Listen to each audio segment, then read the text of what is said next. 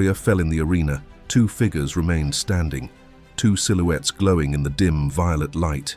Two legends in the making. Amarith stepped to the edge of her balcony, her eyes narrowing with pride. "Step forward," she commanded. The first to move was the woman, tall, sharp, terrifying in her beauty. Her skin was a deep amethyst tone. Lines of bioluminescent silver ran beneath her flesh, pulsing like living lightning.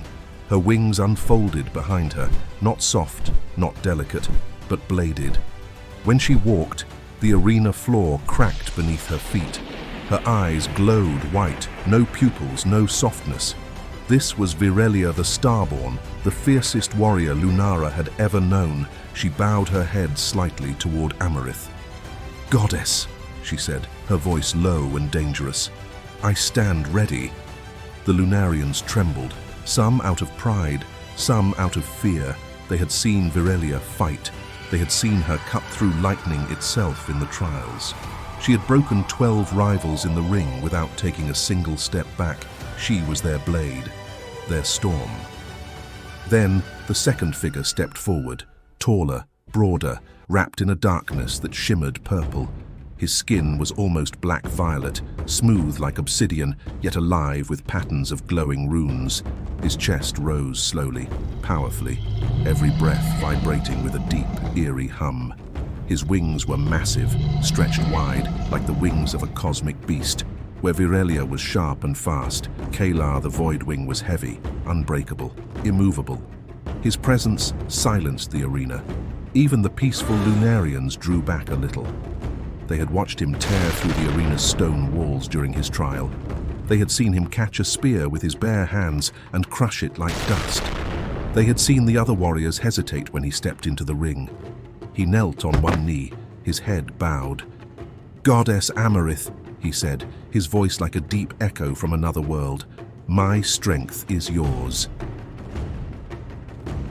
You are watching the Tales of the Savannah. Subscribe and be part of the tribe. Now let's get back to the story. Amarith's smile grew sharp, proud, confident, electric. "Lunara," she said, her voice ringing across the arena, "here stand your champions."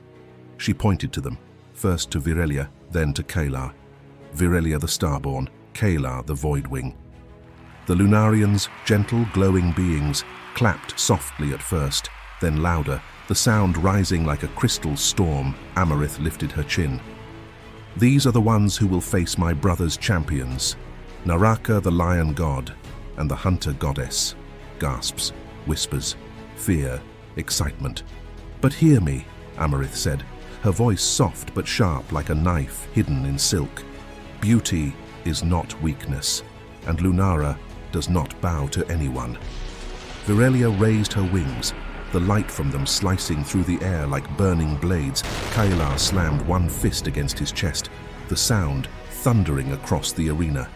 The crowd erupted, glowing faces, trembling hands, cheers ringing like chimes. Lunara was ready. The Galaxy Games were coming, and the heavens were not ready for Lunara's wrath. The trial chamber of Zithron was silent, not the silence of peace, but the silence of machines thinking. The room was a perfect sphere of black metal, smooth and cold. Lines of blue light pulsed across the walls like veins. Dozens of tall stasis pods stood in a circle. In each pod stood a warrior candidate, still waiting, eyes dim with discipline. Above them, floating on a disk of levitating metal, stood Vorian. His silver armor glowed with thin lines of cyan light. His eyes were calm, serious. This was his world, his order, his perfection. He raised one hand. "Begin," he said. No roar, no echo, only a command. The room answered. The core mind activated. A deep mechanical hum filled the air, so low it vibrated in the bones. Every pod lit up. The warriors' eyes rolled back as their consciousness was pulled into the quantified combat simulation. Inside the simulation, worlds unfolded, weapons materialized, enemies swarmed, environments shifted every second. The candidates were thrown into endless war. Not real, but real enough to break many. Every strike they made was measured, every dodge was timed, every breath was counted. Probability lines curved around their bodies like faint holograms, showing predicted outcomes, adjusting with every move. Some warriors lasted minutes, some lasted seconds. Their bodies jerked, twisted, froze, collapsed. Some screamed inside the machines, their pods dimmed as their simulations ended. Voryan watched with no emotion. One by one, the pods went dark until only two still glowed bright. The first pod opened with a hiss. She stepped out, tall and sharp-edged, her entire form encased in dark, futuristic armor that looked organic and spiked, glowing with thin turquoise energy lines along her chest, waist, and limbs. Her helmet was alien and aggressive, revealing only her fiery orange eyes. Long, dark brown dreadlocks spilled over her shoulders, threaded with faint turquoise accents. She moved with the presence of a high-tech warrior forged from living metal. Her eyes glowed white. She bowed her head slightly, controlled, exact. Zithron did not stumble. She did not shake. She did not show fatigue. The core mind's voice echoed through the chamber. Zithron, victory probability, 92.3% emotional fragility, 0%. Kill precision, maximum. She stood perfectly still, waiting. A weapon made for war and nothing else. The second pod cracked open like an egg under pressure. Korvax stepped out, massive and terrifying. A close-range look revealed a face made of dark biomechanical metal, carved with sharp angles and interwoven neon blue circuitry. His turquoise eyes glowed from deep, shadowed sockets, a small blue sensor burning at the center of his forehead. The lower half of his face was covered in metallic vents and grill-like structures that rasped with every breath. Thick, corrugated tubes ran along his neck and shoulders, pulsing faintly with blue light. His entire presence was a hyper-realistic fusion of alien flesh and machine, radiating cold, engineered power. The core mind spoke. Korvax, victory probability, 94.7%. Adaptation speed, maximum. Survival rate, highest. He placed one fist across his chest in a militant salute. He did not speak. He only stared forward, waiting for his god. The disc lowered until Voryan stood before them. He walked slowly, his steps whisper quiet, the light of the simulation reflecting in his armor. He looked first at Zithron. Her eyes did not blink. "You are precise," Voryan said. "Cold, controlled. You do not waste a movement. You do not fail." Zithron bowed her head with perfect calculation, then he turned to Korvax. "You are force, power, the embodiment of inevitability. When all others fall, you endure." Korvax lowered his chin, acknowledging the words Voryan then spoke so all Zithron could hear. "These two shall represent Zithron in the Galaxy Games." The warriors waiting in the still-lit pods did not cheer. Zithron did not cheer. Instead, every soldier in the hall lifted one foot and stomped twice in perfect unity. Thump, thump. The sound was sharp, precise, flawless. It was their highest honor. Even Zithron and Korvax stomped once in response. Unity, order, inevitability. Ceris fell silent the moment Ashira arrived. Not a fearful silence, not an empty one. A warm, satisfying hush, like the quiet after a good meal, when the soul finally rests. A soft vibration rippled through the galaxy, brushing against every home, every floating island, every drifting beam of silver light. The Ceris paused where they stood, their dark skin glowing faintly under the galaxy's soft shimmer. They felt her, their goddess. "She is home," the silence whispered. But they did not rush to her. They did not crowd the crystal pathways or lift their voices. The Ceris honored silence the way other galaxies honored power. So they waited. Only one approached. Vespera, Ashira's second-in-command, her oldest friend, her shadow. She walked across the floating crystal ledge with unhurried grace, her skin as dark as polished obsidian, sprinkled with tiny glimmering freckles that moved like drifting stars under her skin. Her eyes warmed at the sight of her goddess. Ashira stood at the edge of the platform, her own skin rich as midnight water, her long white hair falling behind her like a river of moonlight. The glow around her was soft, not loud, a light that soothed rather than blinded. Vespera pressed her hands to her heart and bowed. "Welcome home," she whispered. Ashira smiled, small and gentle. "Thank you, Vespera." The galaxy remained hushed around them, millions feeling her presence, none daring to intrude. Vespera lifted her gaze, her tone soft. "Tell me, were the games good?" Ashira's expression shifted, as if remembering something fierce and beautiful at once. "They were," she said. "More fierce than I expected." Vespera's lips curved. She knew that tone. "And," she added quietly, "how was he?" Ashira's eyes flicked away, fighting a smile. "Vespera." Her friend's soft laugh drifted between them, playful, familiar, meant only for Ashira. "He missed you?" Vespera asked. "He always misses me," Ashira answered, her voice warm. "And you?" Vespera pushed gently. "I missed him," she admitted softly. "More than I should." Vespera stepped closer, lowering her voice. "You left his bed early again?" Ashira gave her a look, one that carried centuries of friendship, secrets, teasing, comfort. "He asked me to stay," she said quietly. "He always asks." "And you refused?" "I had to," Ashira sighed. "Ceris needed me." A soft understanding passed between them, clean, unspoken, intimate. Then Vespera's expression grew thoughtful. "There is talk among our people," she said, "about the galaxy games." Ashira nodded. "It is true." She turned toward the horizon of Ceris, floating islands drifting like soft lanterns, rivers of silver light weaving through the air, crystalline gardens that shimmered with quiet life. "We must choose our warriors," she said, her voice gentle but firm.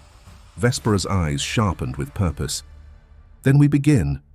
Ashira met her gaze, calm, steady, unwavering. "Prepare the testing pools." Vespera inhaled softly. "It has been centuries since they were used."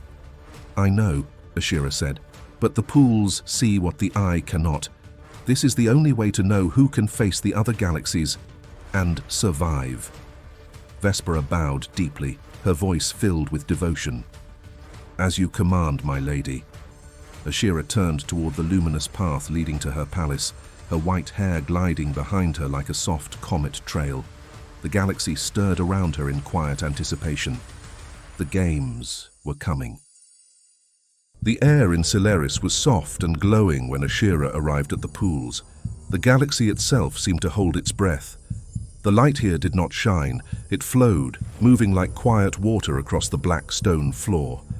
Thousands of her people stood gathered around the pools in silence, their dark skin shimmering like polished obsidian under the drifting silver light. Ashira stepped forward, her white hair falling like a waterfall behind her, her crown of pale flowers glowing with living light. She raised one hand, only slightly, and the entire galaxy bowed. No movement, no sound, only reverence. Her voice rose, quiet but sharp enough to cut air. "My people of Ceris, it has been centuries," she continued, her tone flowing like silk but heavy with command. "The testing pools were made for moments like this." She stepped closer to the largest pool. The black water glowed from within, rising in slow spirals of silver mist, like thoughts made visible. These waters reveal everything: your strength, your speed, your mind, your fear. Her eyes lifted, scanning the warriors. "But remember our way. Our true art is not of the fist, but of the mind. We do not merely strike the body, we unmake the will within it." To illustrate her point, she turned her gaze to a massive, heavily muscled volunteer from a visiting system, a brute who had openly scoffed at their peaceful ways. He stepped forward, confident in his physical might. Ashira did not move. She simply looked at him. Her calm expression did not change, but the air around her seemed to warp, silvery, intangible tendrils of psychic energy, visible only as a heat haze, reached out from her and slipped into the warrior's mind. He froze, his smug confidence shattering. His eyes widened in horror at a private fear only he could see. This was the process. First, insertion, the gentle, undetectable probe past his mental guards. Then, confusion, his sense of reality twisted. The faces of the crowd became monstrous. Ashira's form grew terrifyingly immense. Then, amplification, his deepest, most secret terror, the crushing, suffocating darkness of a childhood tomb he was trapped in, was found, pulled from his memory, and amplified 1,000-fold inside his own skull. He clawed at his head, screaming silently. The people of Ceris watched, their faces serene. This was their strength. Without mental clarity, Ashira's voice echoed inside his crumbling mind. Physical strength is a prison. She applied the slightest increase of pressure. The warrior's screams became raw, physical things. The fear she had planted metastasized, expanding like a star gone critical, filling every crevice of his consciousness until there was no room left for anything else. No thought, no memory, no self. There was a final, wet crack, a sound not of the air, but of the mind violently exceeding its limits. The warrior's head did not just jerk back, it burst in a silent explosion of psychic feedback, a mist of mental energy and matter vanishing into the glowing mist of the pools. His body crumpled to the floor. The silence returned, deeper than before. Ashira looked back at her people, her expression still perfectly calm. Peace is not weakness. She gestured to the pools. Begin. The first warrior of Ceris stepped into the water. The galaxy lit up with excitement and fear. Today, they would learn to wield the power that could not only conquer a body, but erase a mind. Today, Ceris woke its true, terrifying strength. The land was vast and ageless, where trees whispered secrets older than time, and the air carried the scent of sacred smoke. Naraka stood still, golden mane glinting under a sky that never darkened. He had been sparring all day with the hunter goddess. Their blades had sung, their bodies had danced in combat. She had cut him once, just above the ribs. A mark to remember me by, she'd said. But now he was gone. Summoned. He arrived at the foot of the Council of Ancestors. Before him sat the first lion, Samson, son of the lion god, the first of his kind, cloaked in a hide woven from stars. His voice was gravel and thunder. "Naraka, lion god," Samson said, "thank you for heeding our call." Naraka bowed his head and took his seat on the throne carved from the bones of time. Speak. It is about Shumba and his son, Paka. Naraka's brow furrowed. Shumba has not crossed fully. His spirit lingers. He has not entered the circle of ancestors. Is there unrest? There is urgency. The mourning rites have been interrupted. The rains have come. Children sleep in mud. Sickness is spreading. Paka has asked the elders to allow rebuilding to begin again before the mourning is complete. Naraka's eyes flashed. No. There was silence. Even the wind stilled. Samson leaned forward. The people suffer. The lion folk are strong, yes, but this burden is heavy. I know it is, Naraka said. But I will not change the law of the ancestors because the earth trembles for a moment. But the mourning is long, said an elder lioness, her fur silver with time. And the world does not wait. The children cry. The women freeze. Shumba is dead. Should his name now bring death to those who survive? Naraka stood. I loved Shumba. His voice echoed like drums in a war council. He was brave, he was wise, but even he would not wish to skip the path that leads him to the ancestors. If his rights are broken, his spirit will wander. He will become something other, a restless soul, a lion king without a name, without a place. Do you want that for him? No, Samson said gently. Then no, absolutely not. The circle cannot be broken because of discomfort. We are lions. We endure. A younger spirit stepped forward. Is there no way to both protect the people and honor the rights? There may be, Naraka said. Then please speak it, Naraka. Naraka looked to the east, where the celestial plains shimmered. I cannot appeal to the God of the universe again. I broke rank once, when I stood against him for the sake of the lion people. I was spared, but I will not tempt fate again for comfort. The lion people must remain true. True to tradition, true to the gods, true to the ancestors. Samson bowed his head. So be it. The lion people will survive. They must. Naraka's voice dropped now, like rain on stone.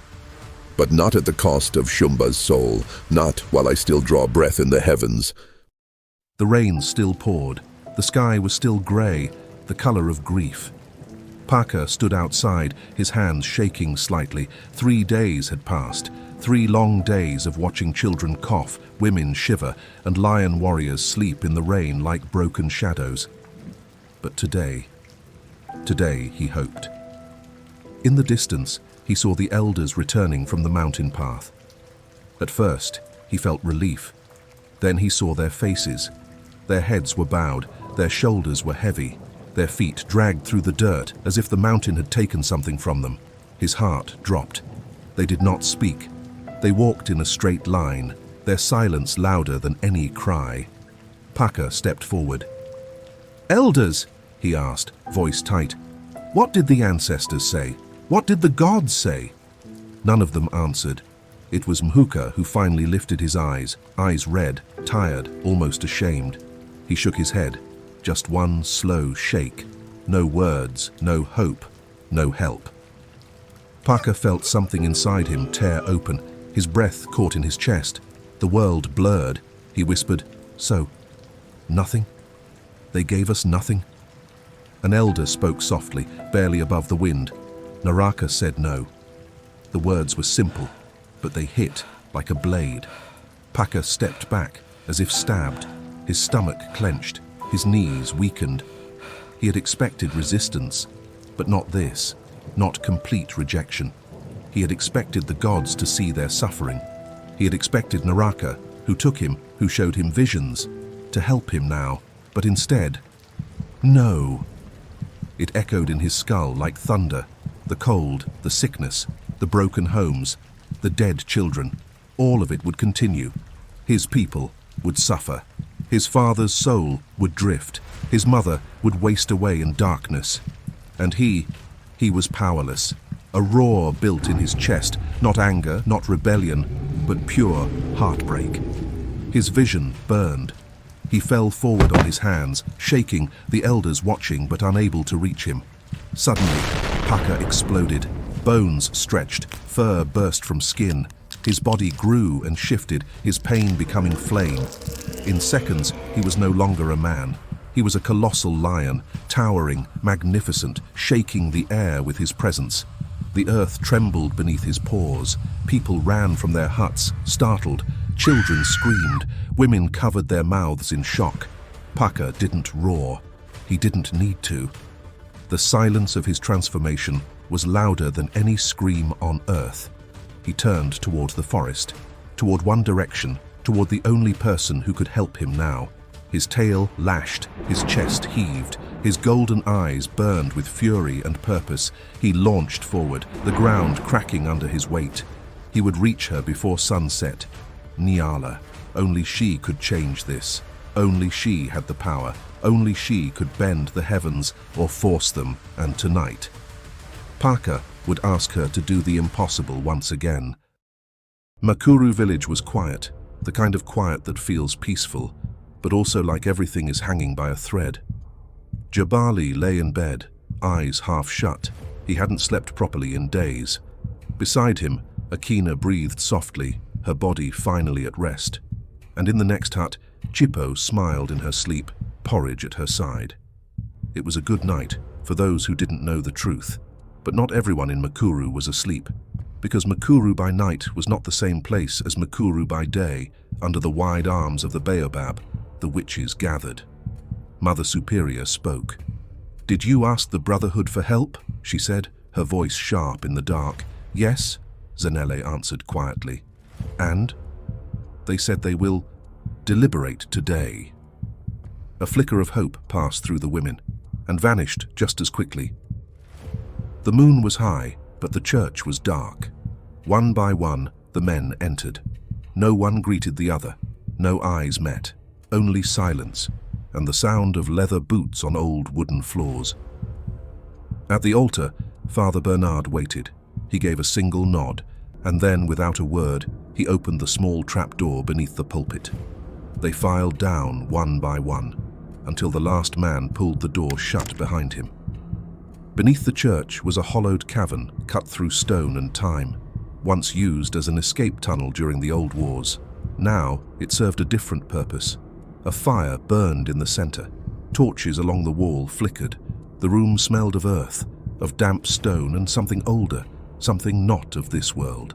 The men took their places around the circle. All were silent. Then, finally, Father Bernard spoke. "My brothers," he began.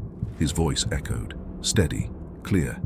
"I have a matter to bring before you, and I bring it with urgency." No one moved. "It is about Sekai." There was a rustle, a shift in the air, but no one interrupted. "The sisterhood came to me. They say their magic has failed. They ask us to help." Now came the murmurs, then a voice, firm, dismissive. "We do not help the sisterhood.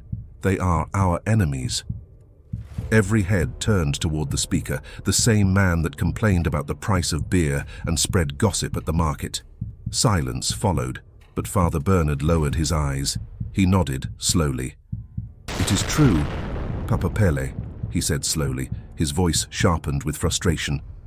Another hooded figure, a large, broad-shouldered man, grunted in agreement with Papa Pele.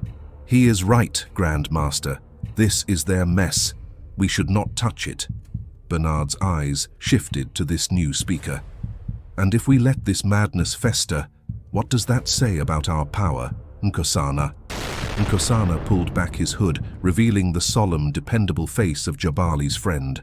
And then, a third voice. This one, sharp, annoyed. "Our purpose is to maintain balance, Grand Master, not to heal the wounds the witches inflict upon themselves." Father Bernard's shoulders slumped slightly, as if this was the objection that pained him most. "Is balance letting a young woman's mind rot away, Zuberi?" A sharp intake of breath came from beneath the hood. Then, a hand reached up and lowered the fabric. Zuberi's face was there, etched with conflict, the same man who had just negotiated Jabali's financial ruin, now debating a point of magical ethics. Father Bernard cleared his throat.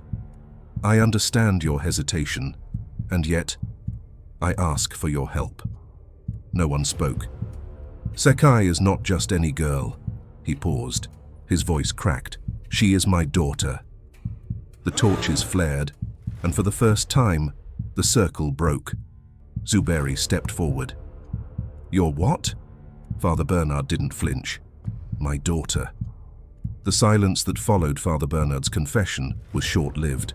It was shattered not by agreement, but by a slow, dawning horror. Papa Pele was the first to break it, his eyes narrowing to slits. "Wait," he said, the word a sharp dart in the quiet. "Zanele. She came to you to the Brotherhood. How does she even know you are part of us, Bekizita?" The use of his real name was no longer a familiarity. It was an accusation. Bernard opened his mouth, but no sound came out. Nkosana, his face a mask of stunned betrayal, stepped forward. "We are a secret. Grand Master, our lives, our families, they depend on no one knowing. Did you tell her?" A murmur of anger rippled through the circle.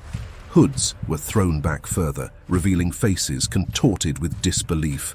"Answer him!" Zuberi demanded, his voice cold. "Did you lie to us all these years? Was our oath just words to you?" "It was a long time ago," Bernard started, but he was cut off. Papa Pele let out a harsh, humorless laugh. "A long time ago? So she has known for decades? What else did you tell her while you were sharing a mat, huh?" His voice rose to a screech. "What other secrets did you whisper to your witch? The location of this chamber, our rituals, our names?" The other men began shouting, their questions overlapping in a wave of panic and rage. "Does she know my name? By the ancestors, you have endangered us all. All this time, we thought you were the model of discipline." Papa Pele pointed a bony, trembling finger at Bernard. You sit here, judging us for our small failures, while you have committed the greatest betrayal of all. How does a witch walk straight to the door of a warlock unless she was told the way? You gave our secret to the enemy. How can we ever trust you again? He looked around at the furious faces of his brothers, his own eyes filled with a bitter disappointment. My God, Beki Zitha! What a disappointing Grand Master you are! The words landed like a physical blow. Bernard seemed to shrink under their weight. Silence! He roared, a desperate, raw power in his voice that momentarily stunned them all. He was breathing heavily, his fists clenched. I told her nothing. Nothing about any of you. I swear it on Sekai's life. His voice broke again on his daughter's name. She knew I was part of the Brotherhood before I was your leader. It was how we met. She was a young witch. I was a young initiate. Our relationship was brief. It ended when we understood the weight of our duties. She has known my secret for longer than this council has existed, but she has never, ever used it. She has never betrayed me or you. He looked at each of them, his gaze pleading for a sliver of understanding. She came to me now not as a witch to a warlock, but as a mother, begging the only man she knew who had the power to help her child. That is all she knows. She knows me. She does not know you. The men were quiet, but the air was still thick with suspicion. Papa Pele finally scoffed, though some of the fire had left his eyes. A fine story, but your word does not hold the value it did 5 minutes ago. It is the only word I have left, Bernard said, his shoulders slumping in utter defeat. I have given you my greatest secret. I have laid my soul bare. I am begging you, not as your leader, but as a broken father. Do not punish my daughter for my sins. The Brotherhood stared at him, not convinced, not satisfied. Finally, Papa Pele leaned back. If we find out you told her anything. His voice was a growl. The funny man was long gone. We will strip you of your cloak and your gift. Father Bernard bowed his head. I understand. Nkosana spoke the final judgment. We help Sakai because she is innocent. He paused. But after that, we will investigate you. And the circle closed again. Tight. Suspicious. Wounded. A brotherhood beginning to doubt its own leader. The air in Niala's homestead crackled, but not with the usual sounds of village life. It crackled with raw, untamed magic. Kitapo, you need to concentrate. Niala's voice was sharp with frustration. Magic needs focus. I did not ask you to burn the entire bush. Just one leaf, one leaf. In front of her, Kitapo stood, her hands outstretched towards a small, sorry-looking shrub.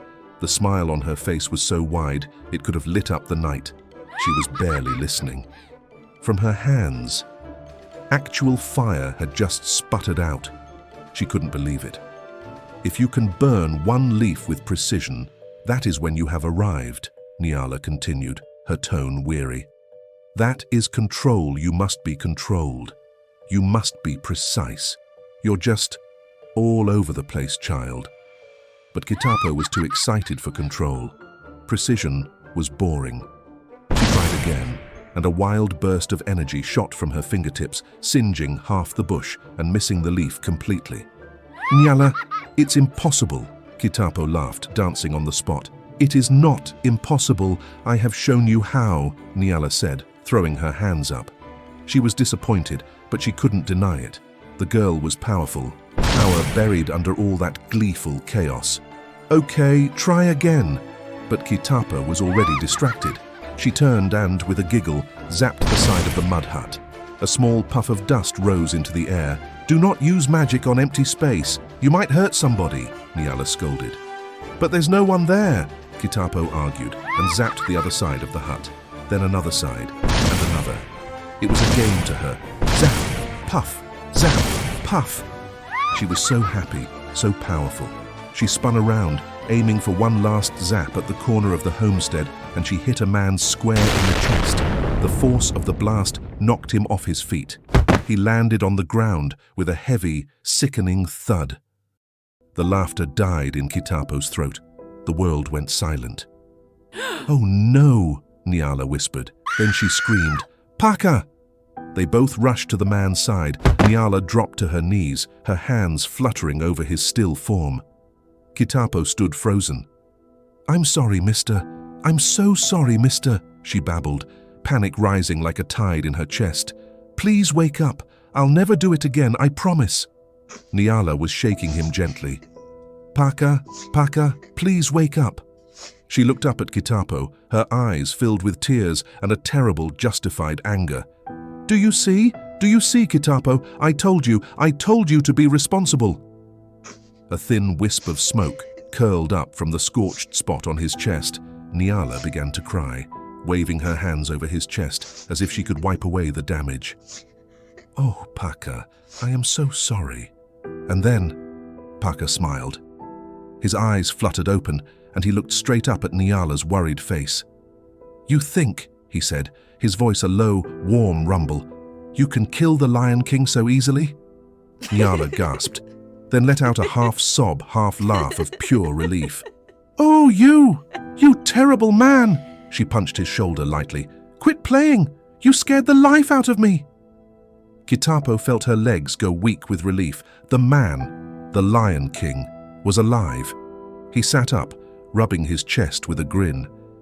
"It will take more than a little spark from a young girl to bring me down." Niala was already pulling him to his feet, her hands checking his chest for real injury now, her touch gentle. "Come, let me look at this properly." Paka's grin widened.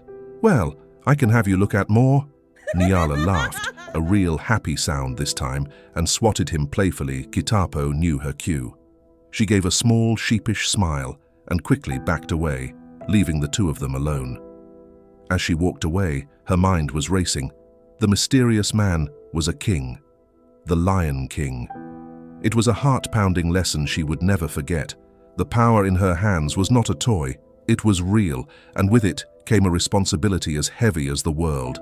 But still, as she walked, she looked at her own hands, and a tiny, determined smile returned. She had zapped a king, and there were no consequences. How wonderful. The fire in Niala's hut seemed to shrink as Paka sat down. The playful king was gone, replaced by a man heavy with grief and duty. "I am sorry I left so abruptly last time," he began, his voice low. "It is fine," Niala said, but her eyes were already wary. "I heard about your father. My heart is with you." "Thank you," Paka said, the words heavy. "It has been a difficult time." "And yet here you are," she noted, her head tilting. "Aren't you supposed to be deep in mourning? No travel, no business." A faint, tired smile touched Paka's lips. She knew his customs. He liked that. "Yes, but I came to see you. Not as the morning sun, but as the king whose people are drowning." Niala's playful mood vanished. "Talk to me." "The rains have come early," he said, leaning forward, his voice dropping to an urgent whisper. "The morning taboos forbid us from building, from repairing. The ape attacks left us with broken roofs and shattered walls. Now the cold and the sickness. My people are dying in the downpour, Niala. I have begged the gods and the ancestors. They only say, the mourning must be observed." He looked at her, his eyes full of a king's despair. "And I thought of you. I remember the stories, I remember the woman who could command the sky. You remember the trouble that followed," she countered, her voice tight. "I can stop the rains, yes, but it is a theft. The rain god will allow it because he knows what comes next. To bring the rains back, that is when he demands his price, that is when he comes for you. The last time, the things I saw, Paka, the things I fought, I am not the same woman who made the rains stop." "You are stronger," he said, his voice softening. He reached out, his fingers gently brushing her arm. The touch was electric, a spark of warmth in the cool, damp hut. "I see the strength in you now. It is not the wild strength of youth, but something deeper, something unbreakable." "Flattery will not protect me from his anger," she whispered, but she didn't pull her arm away. "It is not flattery." His hand moved to hers, enveloping it. His touch was calloused but gentle. It is truth. You would be saving children. You would be saving mothers. You would be saving my kingdom. He leaned closer, his voice a low, intimate murmur. You would be saving me. She could feel the heat of his body, see the desperate hope in his eyes. This was not just a king asking for a favor. This was a man she clearly had feelings for, bearing his soul to her. The gods are bitter, Paka. The punishment, I will be there, he promised, his thumb stroking her knuckles. When it is time to pay the price, I will stand with you. My strength will be yours. My kingdom will be your shield. Help me. Niala looked down at their joined hands. She thought of the children, cold and wet. She thought of the roaring silence of a stolen storm and the terrifying roar of the rain god's vengeance that would surely follow. But she also felt the warmth of Paka's hand, the solid promise in his touch. He was not asking her to walk alone this time. She took a deep, shaky breath, her resolve crumbling not under the weight of a kingdom, but under the tenderness of a king. Yes, she said, the word a surrender. I will do it. I will stop the rains for you. It was a decision that filled her with a familiar dread, but for the first time, that dread was laced with something new, a fierce, terrifying hope. The hope that she might finally find a home, a people to call her own. She looked at him, her eyes squinting as the question formed in her mind. Could this be it? My dear Savannians, today my heart is full. We welcome not one, but 2 new seats to the inner table. A warm and thunderous welcome to Angel Favors and Ivan Simons, who have now joined our monthly subscription tribe. You have taken your place at the inner table, and for that, I am deeply grateful. To Angel Favors, who has stepped forward at the silver tier with a monthly offering of $5. Thank you, your contribution is the firewood that keeps these stories burning bright. To me, the inner circle is not just a seat. It is a council of priests, healers, warriors, and elders, those who carry wisdom across the savannah. Angel Favors and Ivan Simons, you chose this seat because you belong in the savannah. Be honored, be at home, and according to our law, when a new seat is taken, we sound the horn of the gods. May its call reach your spirit and let you know you are welcomed and seen. So here it is.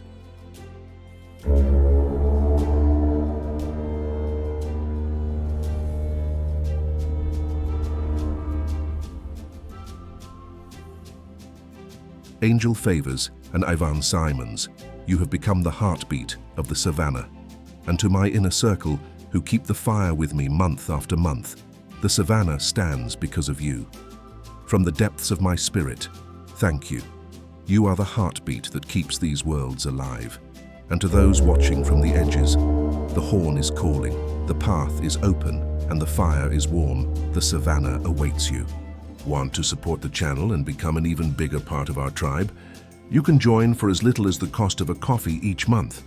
Your support helps me continue creating the content you love, but of course, just having you here is already more than enough. Thank you for being part of this journey. And as always, thank you for watching our story, and we hope you enjoyed it. What lessons did you draw from this story? Share your thoughts with us in the comments below. Don't forget to subscribe and be part of the tribe. Thank you for watching The Tales of the Savannah. We will see you next time in the Savannah.